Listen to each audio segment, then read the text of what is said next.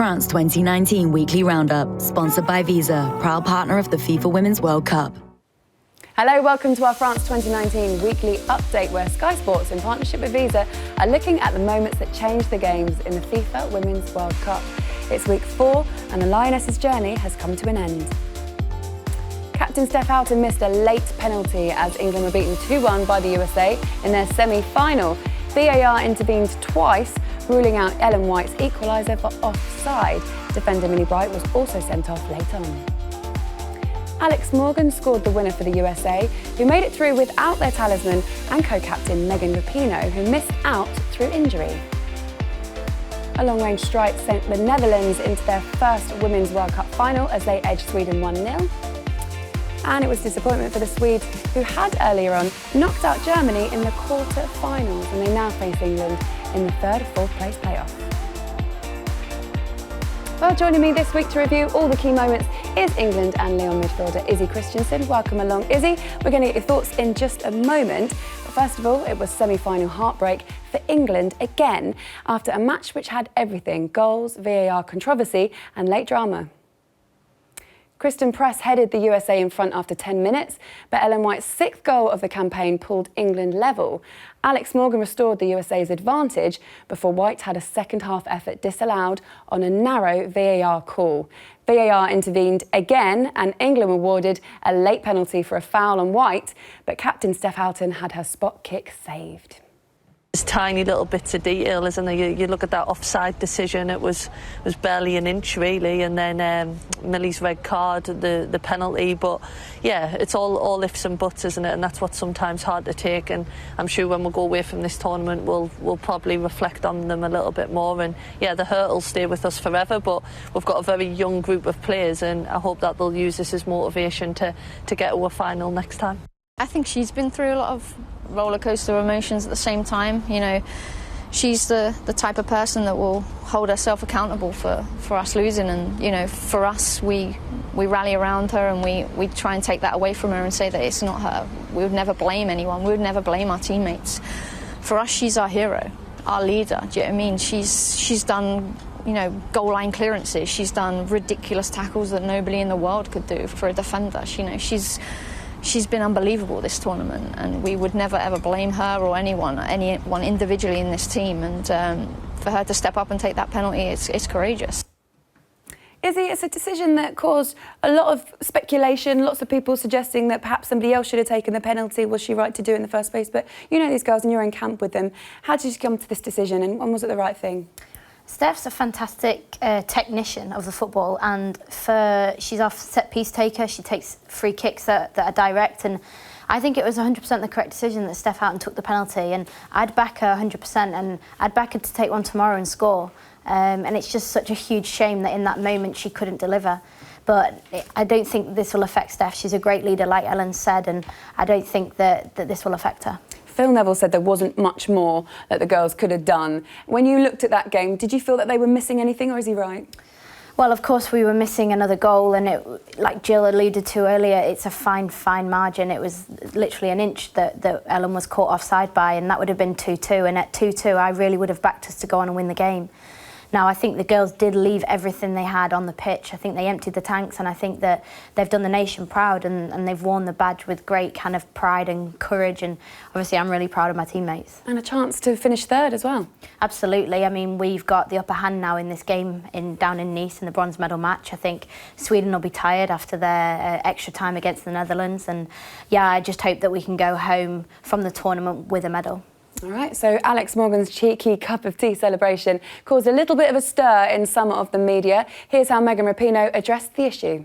There's been some criticism in the British media over the whole teacup celebration. What do you say to that? What do you say to people who say, you're not celebrating the right way, we find this offensive, we find it disrespectful?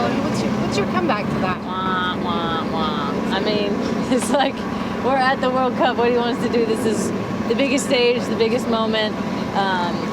I don't think anyone truly believes that we disrespect the game or disrespect our opponents.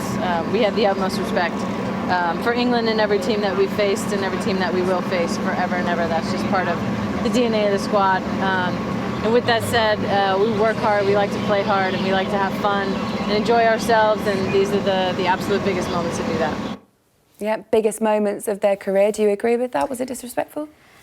It's obviously it's a difficult one. I think we as English people, we love to drink our tea, and I think people might have interpreted it as disrespectful. However, I think that it's give and take in sport, and I think it's these moments that create such an incredible atmosphere out there in a stadium in front of nearly 60,000 people. And it was an amazing match, and I don't think that the celebration of Alex Morgan should tarnish the fact that it was a great spectacle for women's football. And celebrating a goal, I mean, if it was the other way around and it was England going through and England celebrating, we wouldn't have a problem with it, would we? No, absolutely not. What about for Phil Neville? So he's committed his future to the women's team, but not only England, but also Team GB. How important do you think it is to have continuity in that role?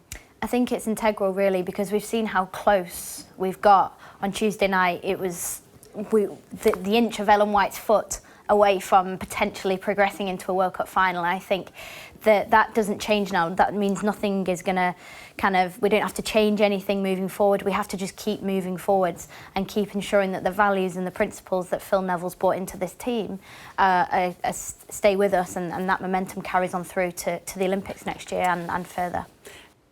Well, a brilliant extra-time strike was the moment that changed the other semi and sent the Netherlands through to their first ever final. Both goalkeepers made key saves to take a cagey game into extra time, but it was Jackie Groenen's 99th minute goal that settled their match against Sweden.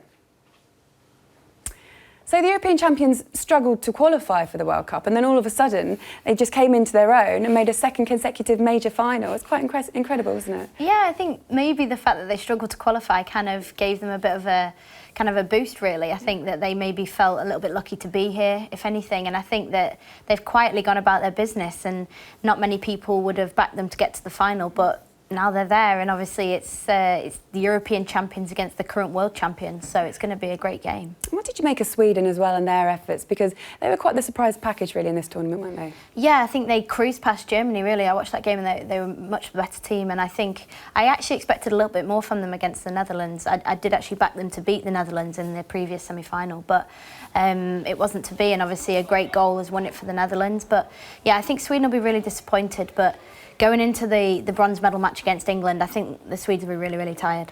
What have you made of the coverage and the way that the women's game has been accepted and widely covered? It's been amazing. I was out there the other night, and it was just the amount of people interested, the amount of people watching the game, and there was a massive buzz about the city. It was just incredible, and to see that many people packed into the stadium for both semi-finals and the atmospheres that was created, it was just so exciting. And what about individual performances? Who's been your player of the tournament? For me, Razor Lavelle's been fantastic for the US national team, and I think that she's caused so many problems to every team they've played against so far in the tournament, especially against England the other night. I thought she ran the midfield in some parts, and yeah, obviously playing against a left-footed midfielder, it's always quite unpredictable as well, and I think she's really flourished with that. Do you think, because England have a chance to come away with a bronze medal, do you think that they can do it? Oh, 100%. I really believe that we'll beat Sweden on Saturday, and I really hope that the girls can come home with a medal. Excellent. Well, everyone will be behind them. That is it from us. A big thank you to Izzy for her contribution. And just remember, you can also get analysis of all the action with Sky Sports Women's World Cup podcast. And you can join in the conversation on social media. Just use the hashtag #ItTakesOneMoment. But for now, from myself and Izzy, it's goodbye. France 2019 Weekly Roundup, sponsored by Visa, proud partner of the FIFA Women's World Cup.